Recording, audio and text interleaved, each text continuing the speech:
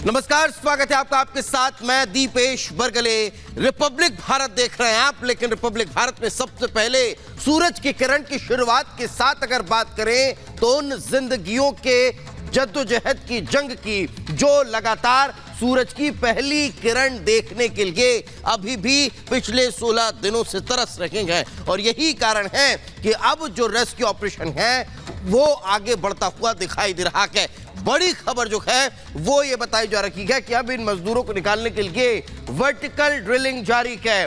अब vertical drilling के जरिए पाइप पहुंचाकर और फिर इन्हें बाहर निकाला जाएगा। 19.2 मीटर वर्टिकल ड्रिलिंग अभी तक की गई है। जो जानकारी है वो ये है कि 86 मीटर तक वर्टिकल ड्रिलिंग होगी, उसके बाद मजदूर तक पहुंचा जाएगा और फिर उन्हें बाहर निकाला जाएगा। तो आपको ये बड़ा अपडेट दे देते हैं कि कैसे रेस्क्यू ऑपरेशन जो है उसके लिए 6 अलग अलग प्लान तैयार किए गए हैं और उन 6 प्लान के जरिए मजदूरों को सकुशल बाहर निकालने की तैयारियां हैं।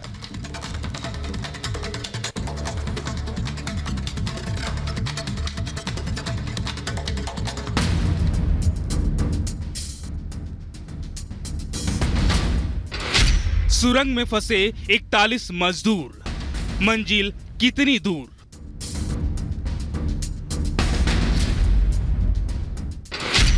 कुदरत का खेल, मशीन हो रही फेल।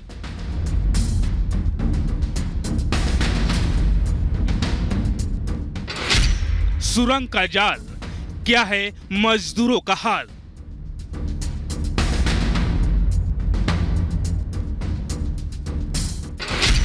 सेना ने संभाली कमान, रेस्क्यू में आई जान।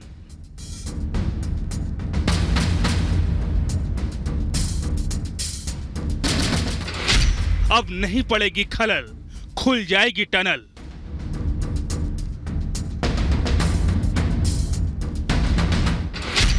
खत्म होगा इंतजार, बाहर आएंगे मजदूर।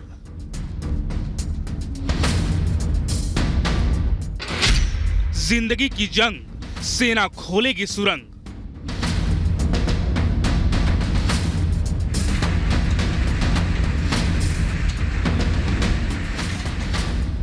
उत्तर काशी की ये सुरंग एक अनसुलझी गुत्थी बन गई है, जिसे सुलझाना तो दूर, उसके पास तक कोई भी पहुंच नहीं पाया है। अमेरिका से आई ऑगर मशीन फेल हो चुकी है।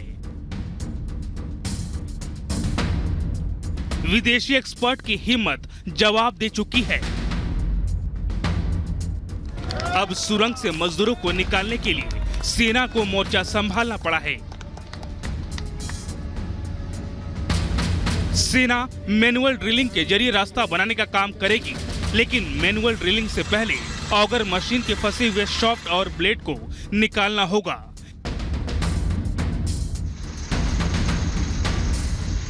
क्योंकि मशीन के टुकड़े अगर सावधानी से नहीं निकाले गए तो इस सुरंग में बिछाई गई पाइपलाइन टूट सकती है। सेना के जवान अब शुरुआत करेंगे क्योंकि अब इसमें जो आगे की ड्रिलिंग का काम है वो मैनुअली किया जाना है। चुनौतियां तमाम है, वक्त बहुत लगेगा, लेकिन ऑप्शन ए में इससे मजबूत विकल्प अब कोई नहीं है। और अगर इन मजदूरों तक सकुशल पहुंचना है और उसके बाद इन सभी श्रमिकों को बाहर निकालने के जो प्रयास किए जा रहे हैं उसमें अगर आपको सफलता चाहिए तो थोड़ा सा वक्त जरूर लगेगा। जिस ऑगर मशीन को मजदूरों को निकालने के लिए बुलाया गया था वही अब सबसे बड़ी मुसीबत बन गई है।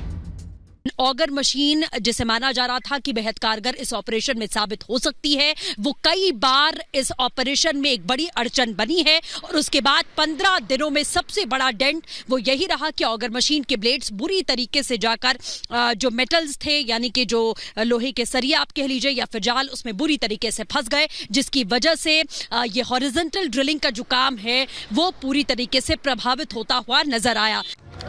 लेकिन जिस तरह से सेना ने कमाल संभाली है उससे रेस्क्यू ऑपरेशन में तेजी आई है, क्योंकि जब से ऑगर मशीन खराब हुई थी रेस्क्यू ऑपरेशन ठप पड़ा था।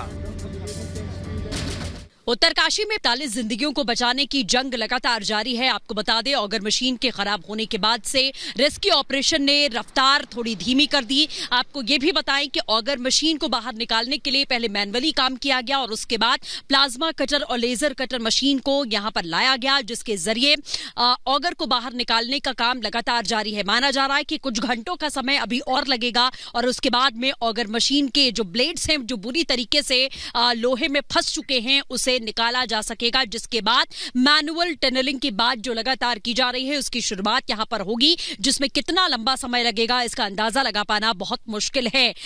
सुरंग में फंसे मजदूरों को निकालने के लिए कई प्लान पर काम हो रहा है। एक तरफ सेना मैनुअल ड्रिलिंग कर रही है तो दूसरी तरफ वर्टिकल ड्रिलिंग से मजदूरों को निकालने की तैयारी है।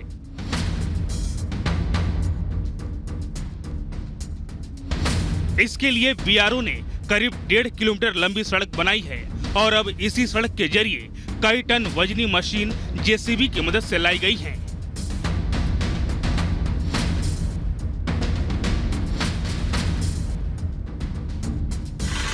अब वर्टिकल ड्रिलिंग के जरिए मजदूरों को निकालने पर भी काम हो रहा है। हालांकि इसमें काफी खतरा है क्योंकि टनल के नीचे मजदूर हैं और उस पर से होल कर नीचे जाने के लिए रास्ता बनाया जाना है। इससे काफी मलबा गिरेगा। अगर जरा भी गलती हुई तो मजदूरों की जान को खतरा हो सकता है और सबसे बड़ी बात यह है कि इसमें कितना वक्त लगेगा ये भी साफ नहीं है। हम लोग हर कदम ले रहे हैं, कुछ सफल हो रहे हैं, फिर हमारे सामने बाधाएं आती है, अड़चने आती है, लेकिन आप लोग का साथ है।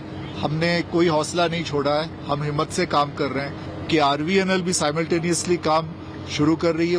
उसके साथ भी हमने प्लान बनाया था।